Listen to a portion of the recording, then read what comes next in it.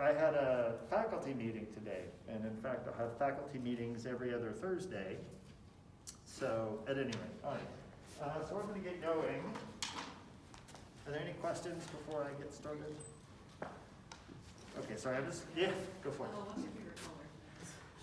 Well, I kind of like burnt orange. Oh, I think burnt orange is a pretty nice color. It used to be green, but then for a while it went blue. And there was a period of time, no, I'm just kidding, I'm going to get But how burnt? They're kind of medium burnt. Oh, okay. And I don't really like the orange like singed. I kind of like it. Yeah, I like that deep makes sense, fried orange. Like fried chicken is yes, a nice yeah. orange. I'm just kidding. I'm really good at this. Like a Maillard effect. Yeah. So, what we're going to talk about today is going to begin our actual mathematical treatment of things, and it just depends on how far we get today. And I should start by saying that, well, actually, I'll just ask, how many of you took particle physics? Okay, what's cool about this is the next few lectures are almost identical to what I started particle physics with, although there's a huge, change in avenue. Why can't I just ask, does anybody not know about this? You don't know? Does everybody else know? Wait. Oh. You know what I'm talking about, right? Yeah, it took me a little bit. Does anyone not know about this? Okay, I might occasionally screw up what I'm saying, but I have brain cancer. So, and it's affected they took a huge tumor out from behind my left eyeball, but anyway, but it affects my memory short term, so I might forget the word that I'm trying to say, and I'll just replace another word, so don't worry about it. But anyway, I just had to go ahead and get that out there because otherwise I might look like an idiot sometimes, and then you'll be like, God, what an idiot versus, oh, I feel so bad for him. Anyway. All right, okay. So, although we're going to start very similar to the way we started in particle physics, there's going to be a huge shift in our paths, okay, which will be obvious to you when we get there. But let me start with a statement of what relativity is. So relativity is a statement you should all be familiar with. The laws of physics should take the same form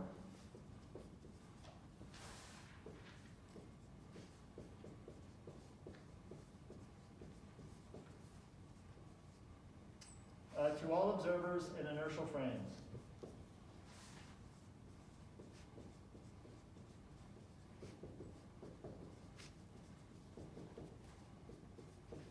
Now, I want to, my shoe's coming untied. Oh, this is convenient. It's like designed for tying your shoe. At any rate, now we're ultimately, so we're going to start by, like I talked about last time, by essentially rebuilding the theory of special relativity from the version you probably saw in modern physics. So I'm going to be very focused on special relativity for the next few weeks. But the reason for that is not just to teach you special relativity, but to set it up so that we just have a minor step to get into general relativity. So there's a solid reason why I'm doing this. But I want to start out by saying the laws of physics should take the same form to all observers in inertial frames. Is that specific to special relativity?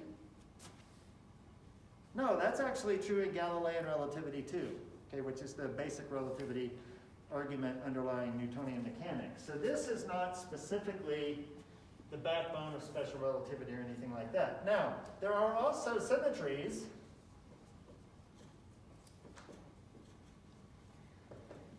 which could play an important role, and some of the symmetries include isotropy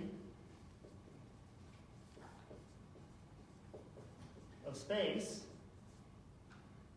Okay? Can anyone give me an example of what I mean by the isotropy of space, or a definition of it? Does anybody know what the word isotropic means?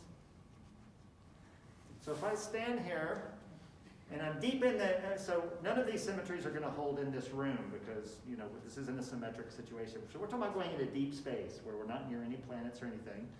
And if I'm in deep space and I look around, every direction looks the same. That's isotropy. Okay? Now, does that mean that if I step over here, everything looks the same? Yes. It's not isotropy, right? Isotropic is defined point by point.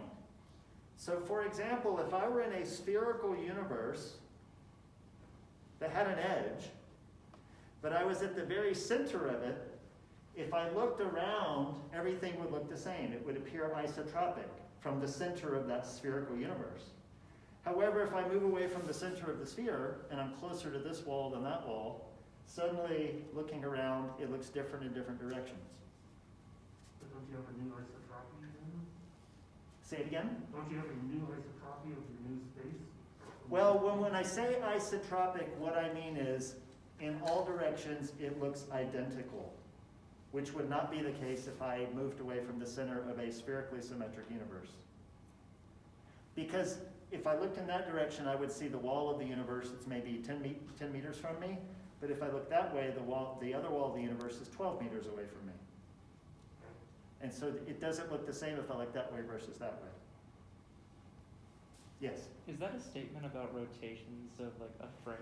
It is affiliated with rotational invariance, but I don't want to get too hung up on this because we're going to talk about some more symmetries and then we're eventually going to put this together in a very specific symmetry statement later in the course. We'll talk about something that's really cool called killing vectors. Then we have homogeneity of space. And in the homogeneity of space, if I'm out in deep space and I am here and I do an experiment in a lab, okay, and then I go here, everything is the same. Now, I should say something about isotropy, which I guess maybe this will make it more clear. So when I talk about seeing things, what I really mean is doing physics. Okay? So in an isotropic universe, if I have a small lab, okay, and I drop a ball, the ball, it falls to the, well, if I let go of a ball just sits there, actually, if I'm in deep space, all right? But in a non-isotropic environment, for example, if the lab's near the surface of the Earth, where it's definitely not isotropic, if I drop the ball, it goes to the ground. If I turn the lab this way, and I drop the ball does not go, it goes this way, okay? So then isotropy is obviously lost in the presence of the Earth and the gravitational field of the Earth, okay? Homogeneity means that if I have a lab and I do an experiment, and then I move the lab over and I do the same experiment, I get the exact same result, okay? Now, can anyone think of a space which is homogeneous but not isotropic? Like maybe like an infinite flat plane, or no, that wouldn't. An infinite flat plane, if you sat on the plane and you looked around, it's infinite in all directions. Oh, with looking up and down, would that count as being different then? Well, I mean, how many dimensions are you living in? Oh, 3 dimensions, 2-dimensional plane. A two-dimensional plane. Yeah, actually, that's a good example. So if your physics is two-dimensional, but it lives in 3 dimensions, then it's, well, I mean, it's not homogeneous in space because moving off the plane is not being in the plane anymore. Okay, here's a solid example. Imagine life on a two-dimensional cylinder that's infinite. Is there any point on this cylinder which you can distinguish from any other point on the cylinder?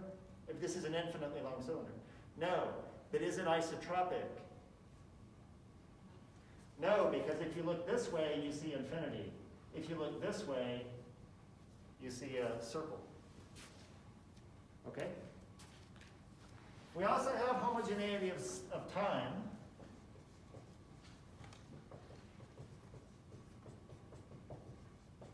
Which is just a statement, if I do an experiment in my lab now, and I wait 15 minutes and do the same experiment, I get exactly the same result. Okay? So I can shift myself in time and things won't change. Now,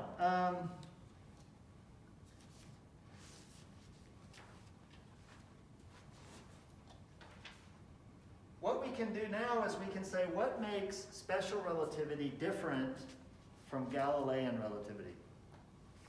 Okay? Well, Galilean relativity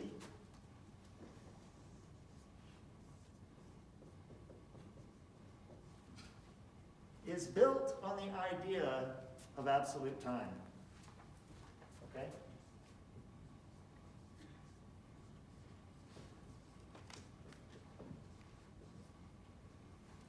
All right?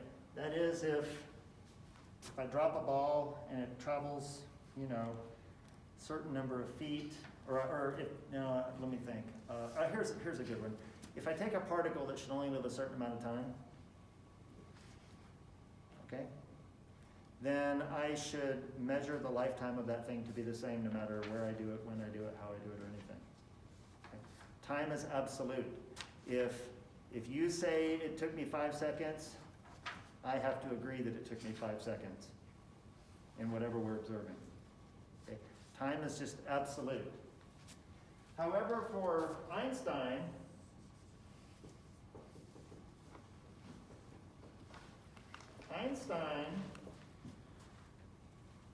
he predicates his theory of relativity not on the absoluteness of time, but rather on the constancy of the speed of light. That is the statement with which you're all familiar, that the speed of light is the same no matter what your state of motion is. Okay? It turns out that these two observations are incompatible.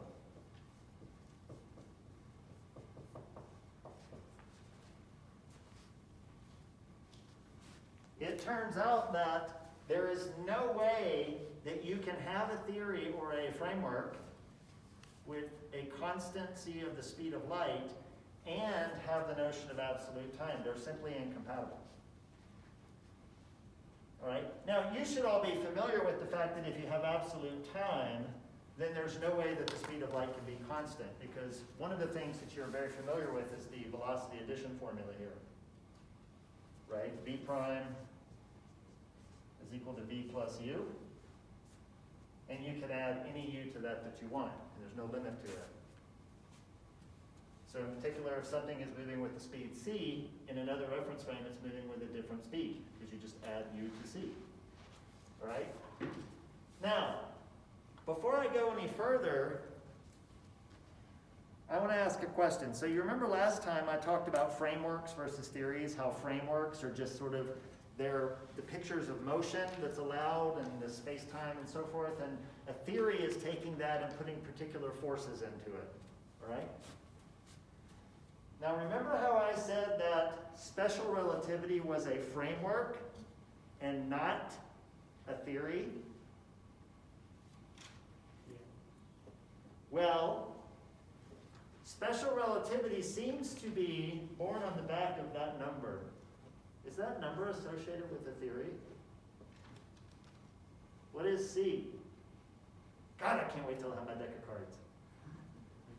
What is, well, not what's the value, but what is C? It's this, I'm not asking hard questions, folks. It's the speed of light. I'm not going to ask you simple questions. It's the speed of light. What theory is light a part of?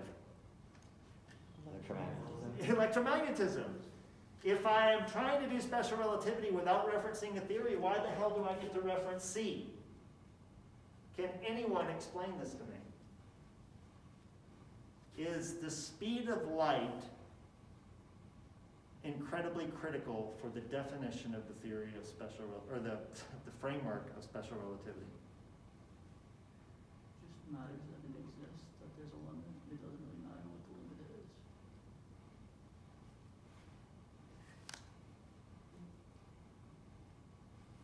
Any takers? Well, if Maxwell's correct, then it has to be constant. Say it again? If Maxwell's correct, it has to be constant. Is that what you're asking? Well, no. What I'm saying is, special relativity is a framework that I should be able to apply to describe, for example, the strong interactions, where there's just the strong interactions, where there's no electromagnetism. So the speed of light might be an irrelevant concept, because electromagnetism is not part of that story. Yes? Doesn't the speed of light not really Exactly. This is the speed of anything which is massless.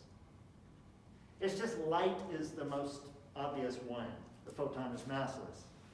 There are plenty of other massless things, and they all travel at the speed of light as well. So technically, and again, this is one of those foibles in teaching you special relativity in modern physics. They make you think that light plays a critical role. Light doesn't play a critical role.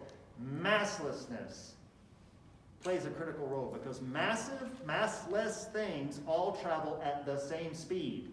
This should be called the speed of masslessness. And the speed of masslessness, which has the same value, it's just that value, 3 times 10 to the 8 meters per second squared, or 3 times 10 to the 8 meters per second, that speed cannot be changed, period. It doesn't matter if you're light or if you're a massless particle. You have to move at that speed and everybody has to agree on it. Okay, now,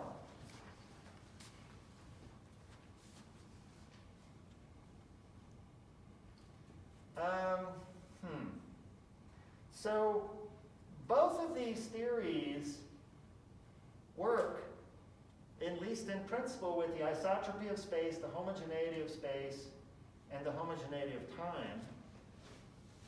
However, the resulting space-times in these two different theories are very different.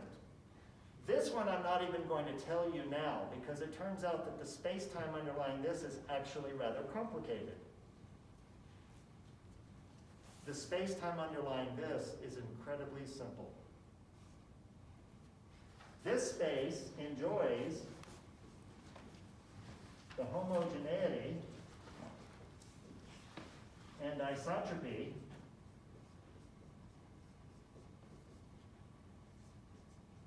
of space-time. That is, we add in time as a fourth dimension, and moreover, as a fourth dimension, we can look in any direction. Everything looks the same. We can move in any direction, along time, along space, either one. Okay? And we're going to explore this in due time. Now, I want to go a little bit deeper into the laws of physics for a moment. So what is it meant by the laws of physics are the same? Well, first of all, you know that Newtonian mechanics, which can be based on Newton's second law, among other things. Okay?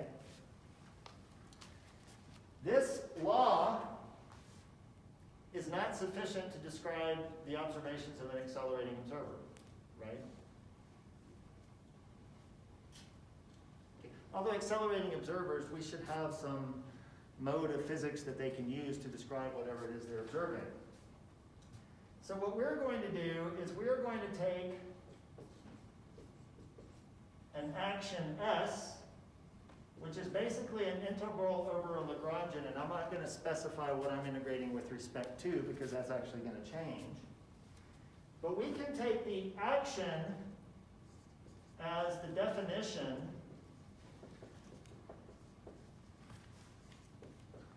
of a physical theory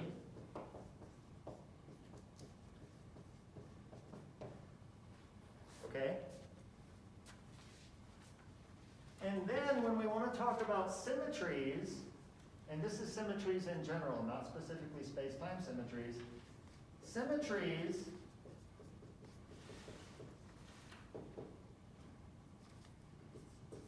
of S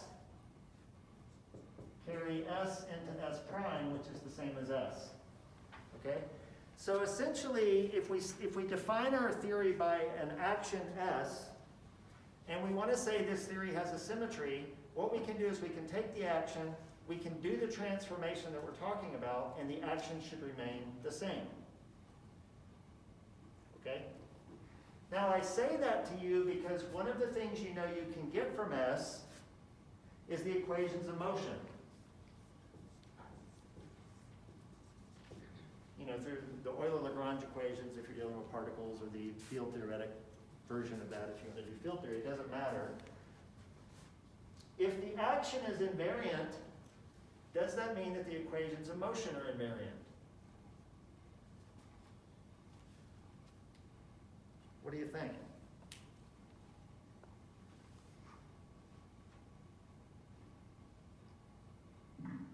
To have multiple things changing in tandem to preserve code one, right? Man, it's hard to understand. Say it again.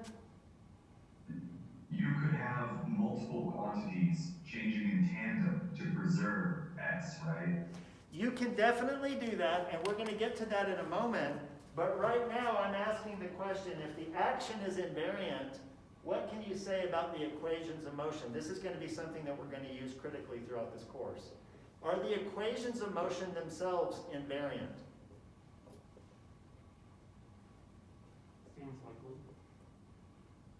The answer is no. Okay?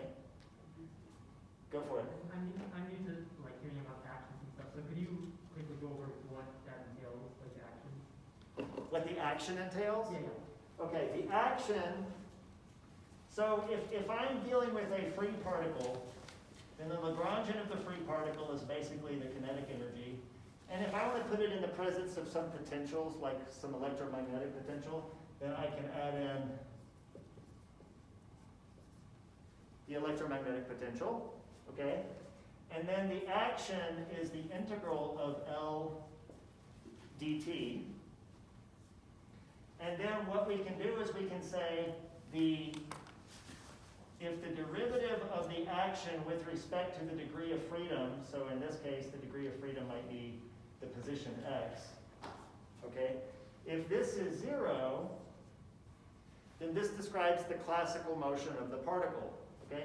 This condition, which is a calculus of variations derivative, that's why I write the delta instead of the d. It's a little sophisticated, but at the end of the day, if I apply this to this, then I obtain the Euler-Lagrange equations, okay?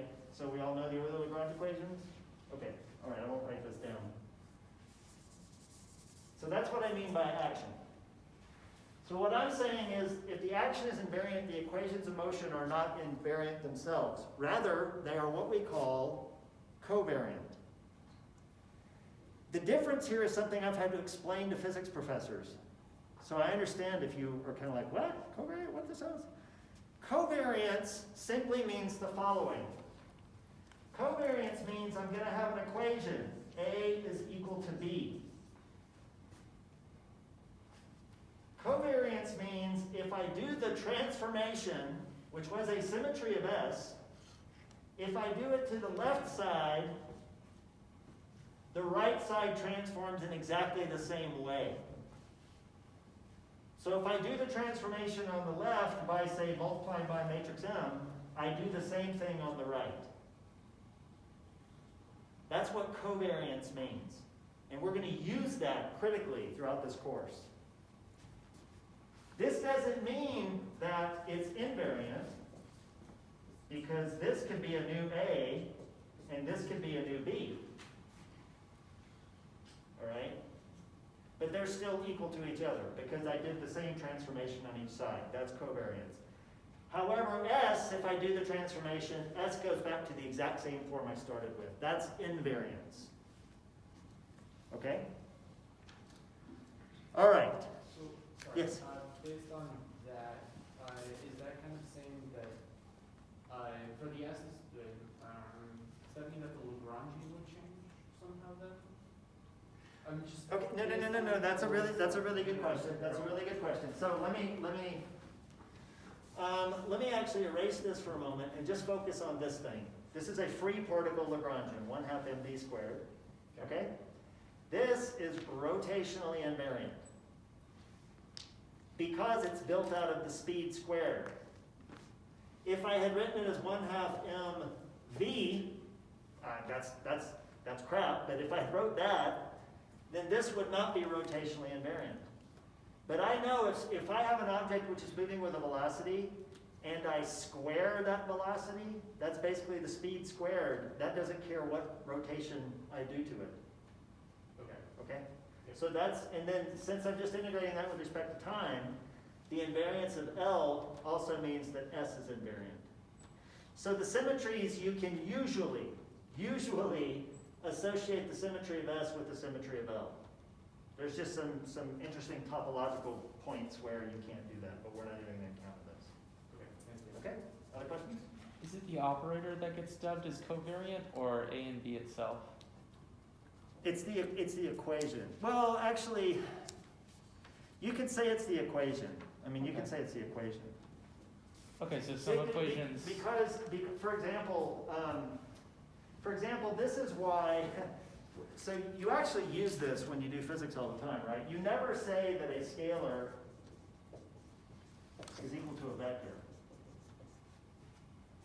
You never have a situation where a scalar is equal to, I mean, and you can, because the scalars are invariant under rotations, whereas the vectors transform under a rotation. So if I do a rotation of this, the left side remains the same, but the right side changes. Okay. So that's what I mean by covariance. But when we get to actually utilizing the need for covariance, then I think that will clarify that question for you. Yes? So basically what you're saying is that S and S prime are the same, however they spit out different equations of motion that are related through transformation. Yes. Okay. Yes. Okay. All right. So now what we're going to do is we're going to focus on symmetry. And we're going to spend the next few lectures talking about symmetry. And again, anybody who took particle physics should remember the underlying story between symmetry and the required transformations. But first and foremost, when I talk about symmetry, the first thing that might come into your head is, oh, symmetry, that's like, you know, spherically symmetric makes the problem easier. You know, that the more symmetry I have in a problem, the easier. So when you do electromagnetism, right, most of the configurations of charges and stuff that you study and solve Maxwell's equations for are symmetric in some sense. Either it's an infinite plane, or it's a cylinder, or it's a sphere. Nobody just gives you a blob of charge, okay, and says find the electric field due to this blob, all right? So they usually apply symmetry to make the calculations easier. Utilitarian-wise, that's smart, but symmetry actually plays a critical underlying role in physics. It's not just necessarily a tool to make things easier, okay? It turns out in special relativity, we can actually specify what special relativity is simply by making an observation of the symmetries of the underlying space-time. Okay? So there's a framework, and the definition of that framework you can actually encapsulate in a statement about its symmetries. However, there's another situation where symmetries play an important role, and that is in gauge theory. The standard model built out of electromagnetism, the strong interaction and the weak interaction, those interactions themselves, okay, can be defined through the requirement of a local gauge symmetry. We're not going to cover that in this course. Well, you don't think we are, but secretly, and for those of you who took particle physics, you might look forward to this, we're going to do the same damn thing we did in particle physics. We're just going to do it for gravity. But it's going to be a lot worse than what we did in that course. Fortunately, though, there are no spinners in this course, so that will be a little bit easier. Yes, I know. Okay? So, all right. So symmetry plays a very important role. So what we're going to do is we're going to actually get into the math of symmetries. Now, one thing to express to you is when you think about symmetry, it's very easy to think of a static example. So static symmetries are, for example, if I have an equilateral triangle and I do a rotation by 120 degrees, then I get back the same triangle. Okay? That's a static symmetry. That's having an object, transforming it, and going, oh my gosh, it's the same triangle. Okay? That's technically not what we're really interested in. We're doing physics. So what we find ourselves more interested in is dynamical symmetries. And in dynamical symmetries, as I was mentioning earlier, you can define the dynamics of a theory by specifying the Lagrangian. And then if I undergo some transformation, which is a symmetry transformation, then I should get back the exact same Lagrangian. Okay?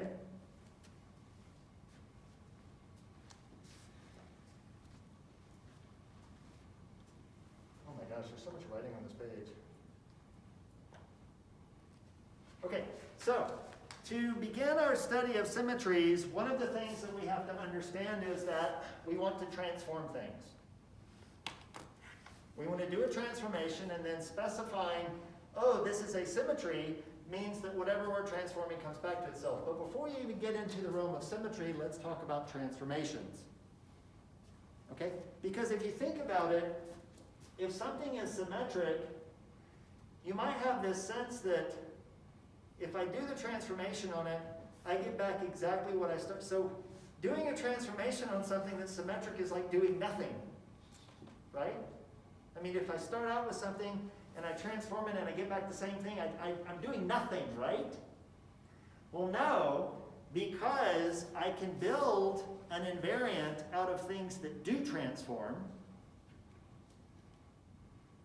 I can combine things that do transform, but if I combine them in the right way, then their combination might be symmetric. So for example, vectors, if you rotate the coordinate system, the vector rotates.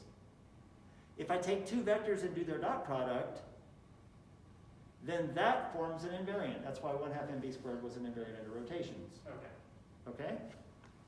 That's what we'll build our theory out of, is things which are transforming, but we're going to put them together in a combination which is invariant to form the action underlying the theory. Okay, so here we go. I am going to start by throwing some words at you, and many of the examples that I'm going to start with are static examples because it's hard to draw pictures for dynamical symmetries. That's eventually where we want to employ everything, but I'm going to start with some static examples. And the first thing I want to do is give you a list of words that I will give you examples of one at a time. So transformation types.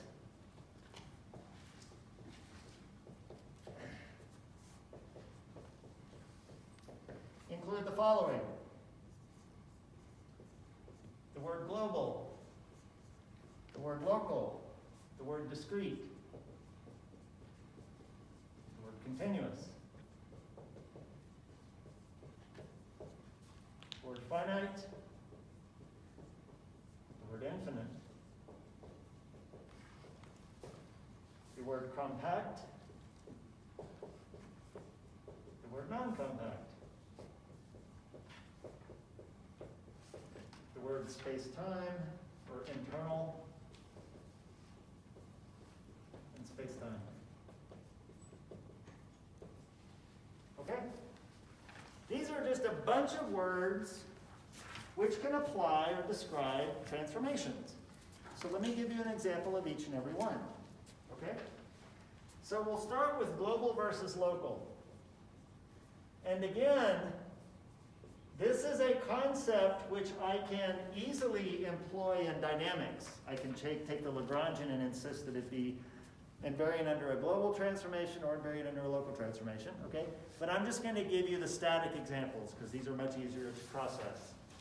So here is an example. I want to consider a system of dots.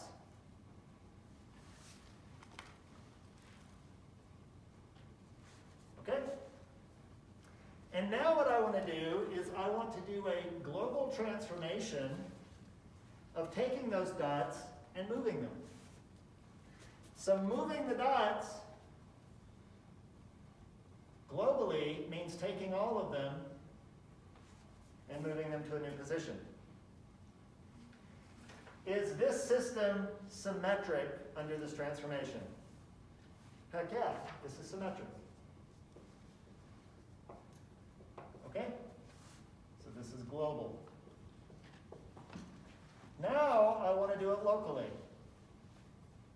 That is, I want to take each dot and I want to shift it, but the shifts can be different for different dots. That is, the transformation that I'm choosing does not have to be the same everywhere. It doesn't have to be global. So of course this means we can end up with that. Is this system symmetric under a local transformation of this form? No.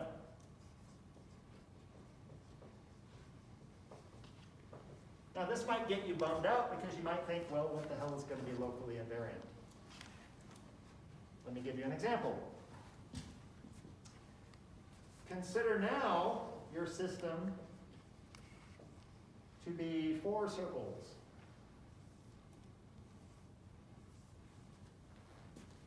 Okay? And the global transformation that I'm going to consider is taking all of the circles and rotating each of them by the exact same angle. So I'm going to take this one and rotate it by 45 degrees. I'm also going to rotate this one by 45 degrees, this one by 40. If I do that, this is the picture that emerges. Is the theory symmetric? Yeah, symmetric. Well, now let's do it locally. Let's rotate this one by 90, this one by 270. Let's leave this one alone and rotate this one by 45. What does that picture look like? Looks like the same damn thing. Okay. So here is a static example of a local symmetry transformation. Okay?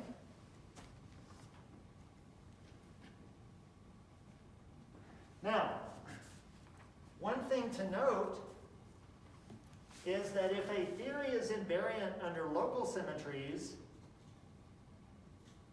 it's automatically invariant under global symmetries. However, the converse is not true. If you're invariant under global symmetries, that does not guarantee you that you're invariant under local symmetries. Okay? Does that make sense to everybody? I mean, the pictures illustrate this. Okay. Now let's do discrete versus continuous.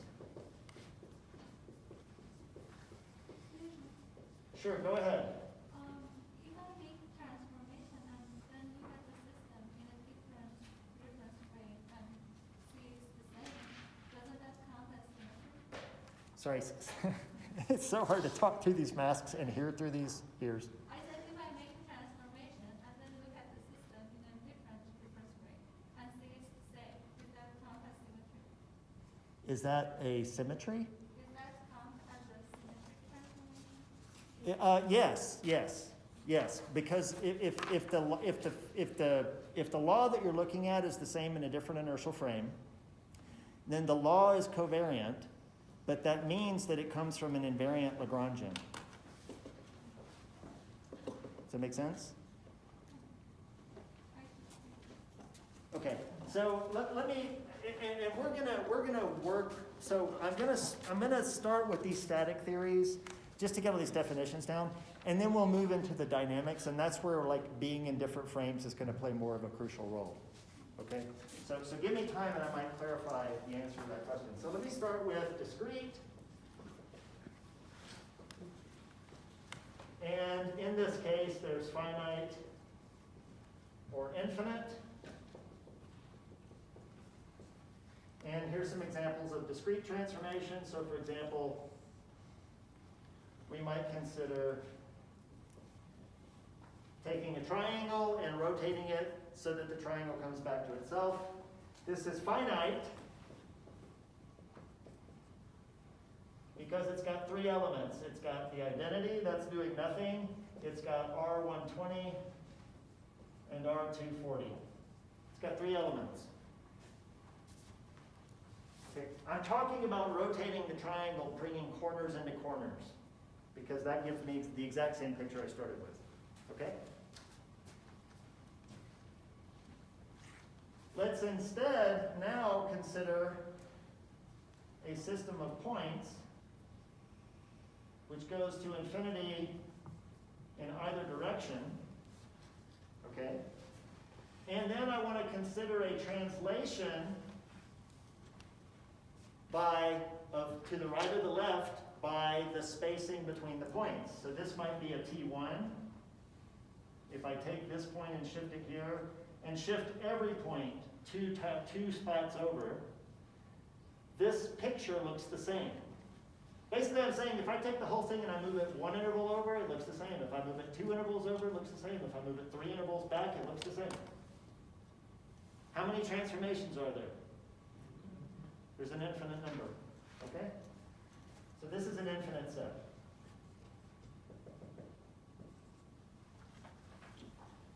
All right? Now, this counting works well for discrete. For continuous,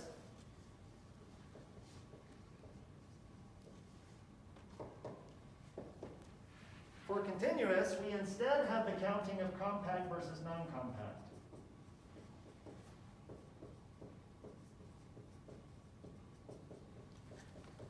Because after all, if the group of transformations is continuous, how many of them are there? Infinite. There's an infinite number of them. Okay? So we can talk about a compact case where I, for example, take a circle and I consider a rotation by an angle theta. Theta is on the interval from 0 to 2 pi. Okay? That is, I can do a rotation by nothing. That's the square bracket means include. Or I can do it through any angle up to 2 pi, but I don't include 2 pi because 2 pi is the same as 0. Okay? There's an infinite number of rotations in here. But the set is bounded. This is called compact.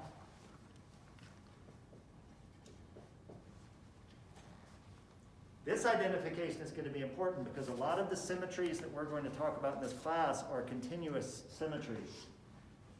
We're not really going to look at too many discrete symmetries in this class, but continuous ones we will talk about. Yes?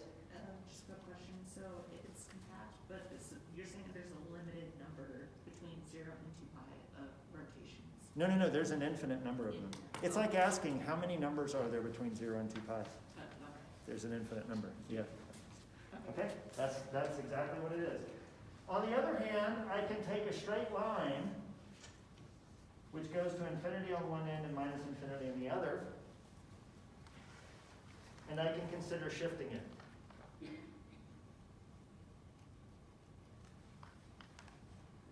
Okay, again, this is a continuous set of transformations because I can shift it as small of an amount as I want, or as large of an amount as I want. Okay? So in this case, the distances live on the interval from minus infinity to infinity. So this is non-compact.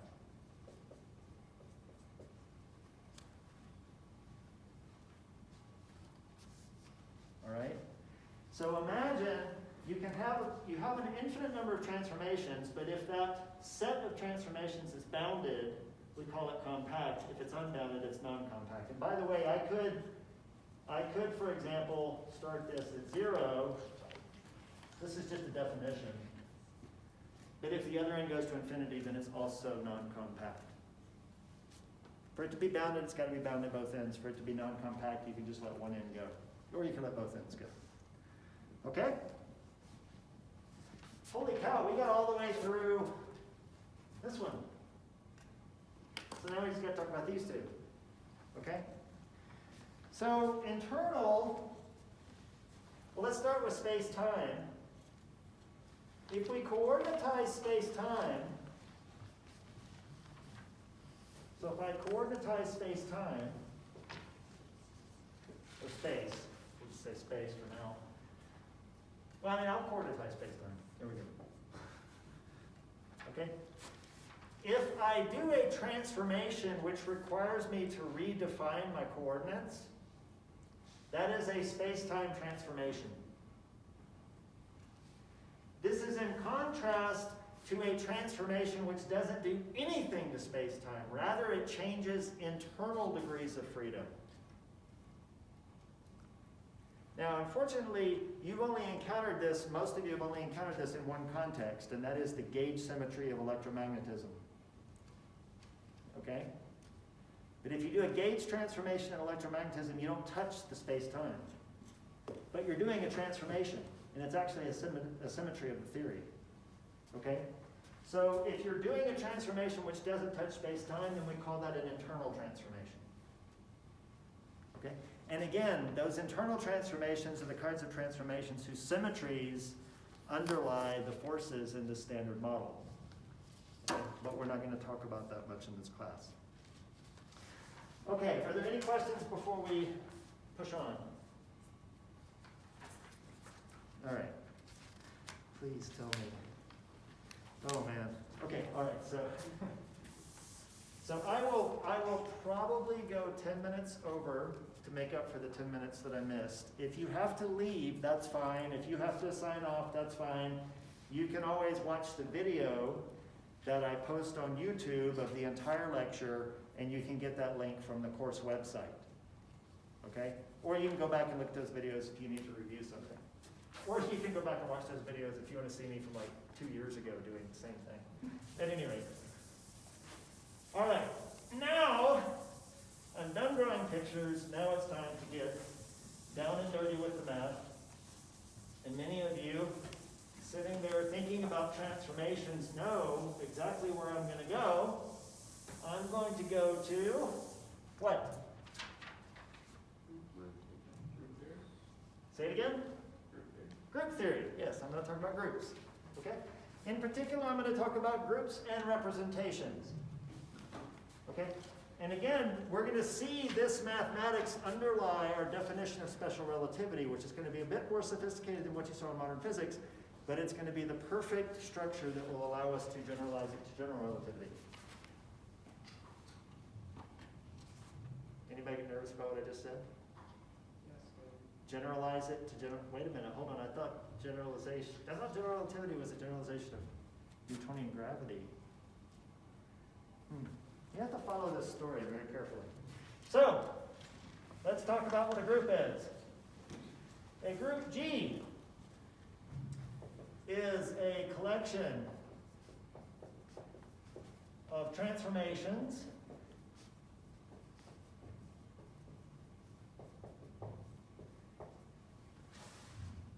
and I'll just call them A, B, ... with a composition which I'll just generically call dot, that satisfies. And I want to stress, I'm drawing a dot. That does not mean multiplication. It just means I want to take two elements and combine them. There's many different ways you can combine them. Okay? So this is just the generic label that you would put between two things to combine them. And I'll write that up in just a moment. So first of all, the first property is the property of closure. That is, if A and B, so this epsilon means on or on the set. So I'll write that many times, but the epsilon means they're on G. Then A dot B is also an element of G. This is what closure means. Okay? If you have questions about any of these rules I write up here, just let me know. 2, we have the identity. There is some I on G. Some people call it I, some people call it lowercase e, actually. I'll just call it I for simplicity. But this can have different notations. But anyway, there is some I on G such that I compose A equals A for any A on G. That is, if I take any element of the group and I hit it with the identity, I get back that same element of the group. All right? Now you might be sitting there saying, isn't that just multiplying by 1? I mean, 1 times, yeah, right? Yeah, no. It depends on what this operation is. If this operation is matrix multiplication, then this is definitely not the number 1. Rather, it would be the identity matrix. Okay? All right. 3, inverse. For any element of the group, A on G, there is an inverse, which we call A inverse, which is also on G, such that A inverse composed with A gives you the identity. Again, I am speaking in abstract terms about things which you've been playing with since you were in elementary school learning about math, right? I mean, remember when you learned about multiplication? And if I gave you the number k, and I said, what do I have to multiply it by to get the number 1? And the answer is 1 over k. Okay, that is the arithmetic version of this. But there are way more sophisticated realizations of this, so we have to be more abstract in our definitions. So don't think of this as 1 over a. Think of it as A inverse. 1 over a works for arithmetic, but it doesn't work for matrices, for example. Okay? All right. Last but not least is associativity. And this just says, if I have A, B, and G, or A, B, and C on G, then I can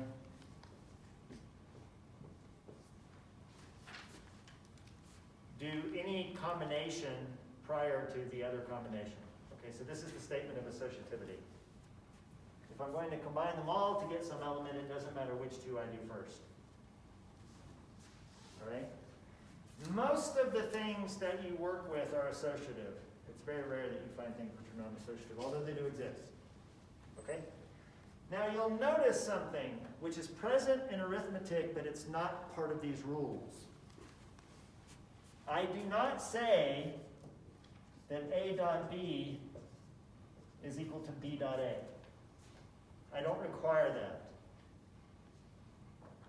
Okay? This is called abelian.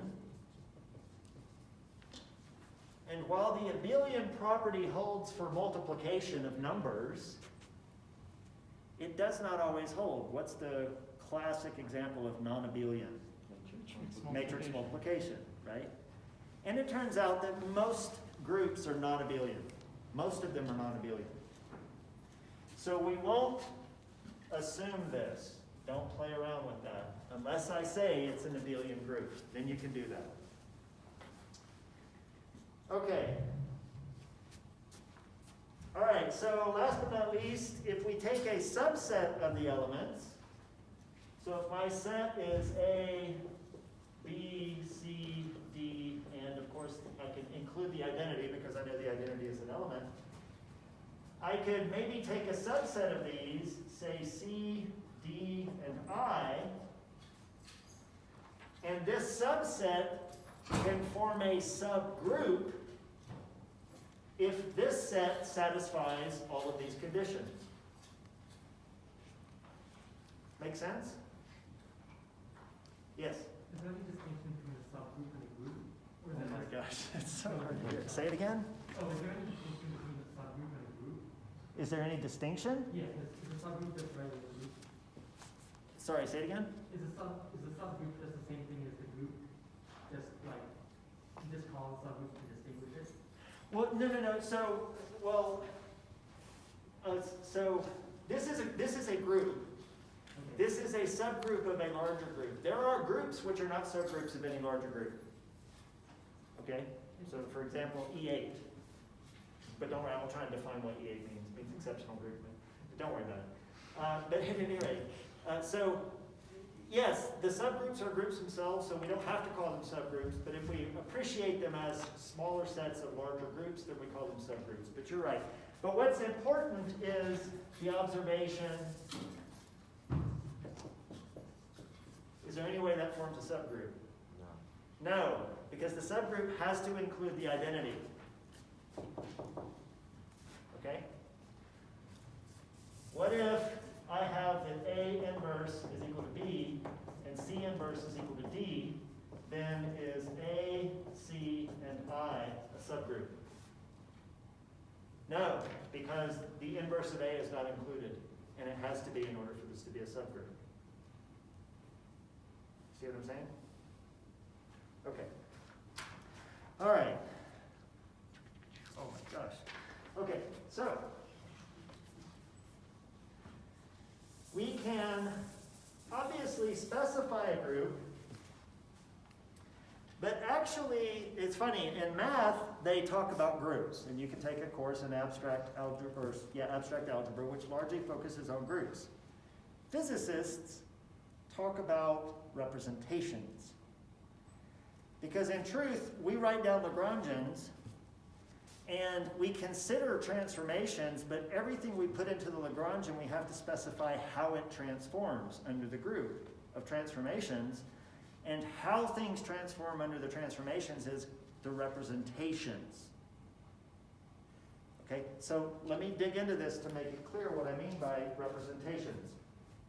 So, first of all, a single group can have many different representations. Some are better than others. The best representations are called faithful representations. Let me give you an example. So consider G to be the set of rotations by 90 degrees, okay, with the usual composition.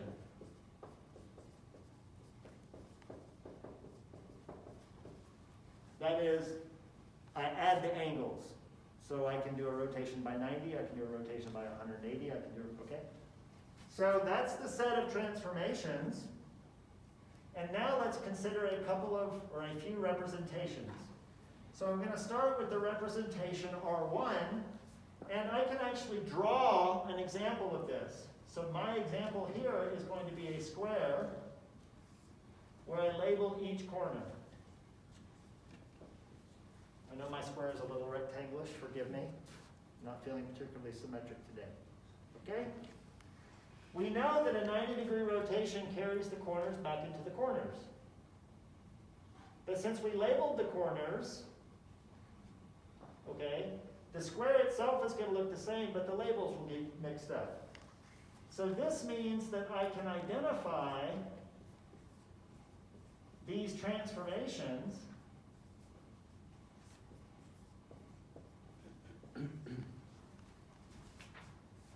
by where the corners end up. So identity, it just looks like this. R90 is when A goes here, B goes here, C goes here, D goes here. Okay? So each of these elements is going to give me a different result. This is a faithful representation. So I don't want to do it down there, for the reasons you'll see in just a moment. This is a faithful representation. Okay, let's draw a non-faithful representation.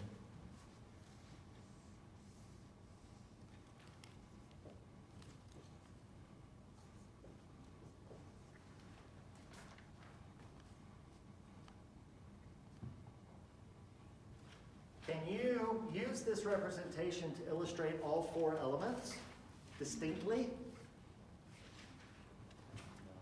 No. What two elements can you use it to describe? Describe the identity in 180-degree rotations. Yes. Okay. Notice what's happening is that the rotation by 180 degrees, which is obviously distinct in the faithful representation, it gets mapped to the identity. Rotating this by 180 degrees is the same as the identity. And similarly, R270 gets mapped to R90. But it gets better than that. We can do a highly degenerate representation.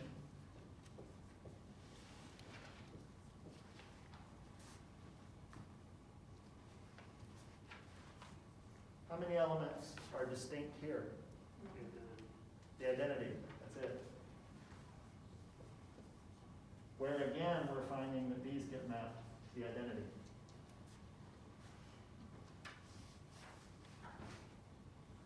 Using words associated with representations that many of you have heard of, what would we call this representation?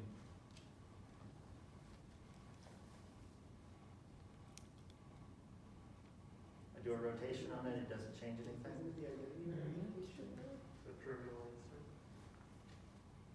Well, I'm thinking in terms of rotations.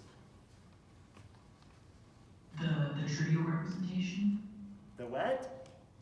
The trivial representation? The trivial, but I'm thinking in terms of rotating objects around in space. Like a scalar? It's a scalar, exactly. Okay? This is the difference between scalars and vectors. Okay? All right, so I'm going to just really quickly get through what's on here, and then we're going to disperse. So it's not much, but this will be a good end point. And then we'll get out of here. I get to do this in 5 minutes, so I'll be solid on my 10 minutes over process. I promise. Okay. All right. Now, the thing is, I drew pictures because pictures are Neat. pretty. Pretty. They're pretty. But you know that you are never going to do physics with pictures. I mean, after all, if I gave you a Lagrangian which was constructed entirely of pictures, you'd be like, oh man, what's the star times the unicorn? I don't know, but it's awesome. You know, no, you are going to have to work in terms of numbers and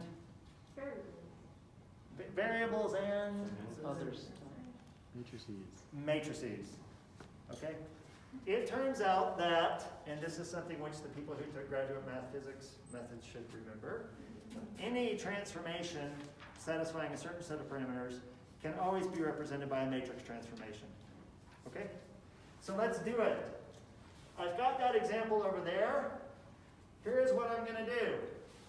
I'm going to take this configuration and I'm going to identify it with a vector 1, 0, 0, 0. And so too with the rest of them. So if I do a rotation by 90, I'm now going to define this to be 0, 1, 0, 0. If I do the rotation by 180,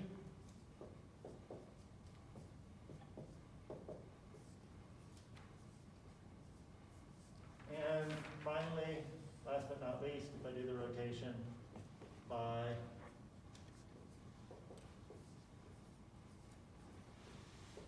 270, I get that. Okay? These I can use to describe the situations instead of these pictures. Those things are vectors. Let's go back to the pictures. Yeah, we're never going back to the damn pictures. Screw them pictures. Okay. I want you to notice something. I wrote A, B, C, D on the corners of this thing. Did I need to do that? What could I have done? Just written A? I could have just written A. Once. So there's so many different ways to realize the same thing when you're messing with pictures. There's also different ways of realizing them in terms of vectors, but I'm choosing the simplest vectors we could ask for. Okay? Now, all I have to do is say, okay, if I want to use matrix multiplication to represent the transformations, what matrix would I use to represent the identity? The identity. Ha! Yes, it's the identity, and it's a 4x4 matrix. Okay? Now, what about our 90? Don't worry. Right. It's not as obvious, but it turns out that it's this.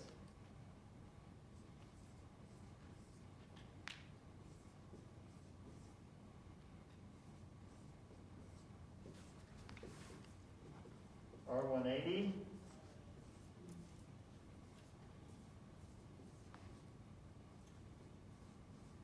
Wasn't this on the homework in particles? Say it again? Wasn't that on the Yes. homework in particles? Yes. And you're going to get to play with it in this class as well. We just use I.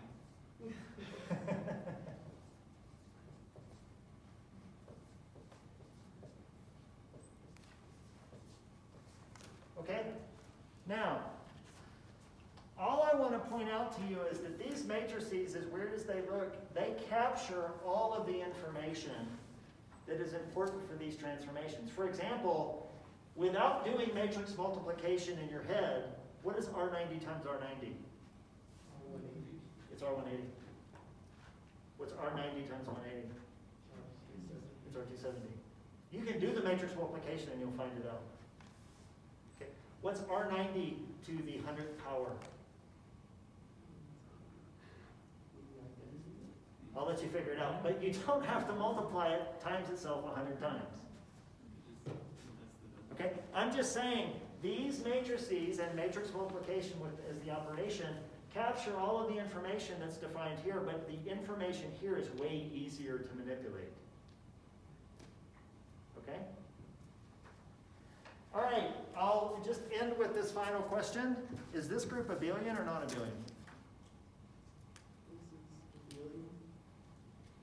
What do you think? Who says abelian? Who says non-abelian? Well, you can check it out. You can take R90 times R180 and compare it to R180 times R90, but what are both of them going to give you? They're both going to give you R270. So it's an abelian group. As you should know, rotations in 2 dimensions are. Okay? That's it for today. Sorry we stayed over, but I'm going to try and figure that out so that we don't ever have to start late again. Thank you.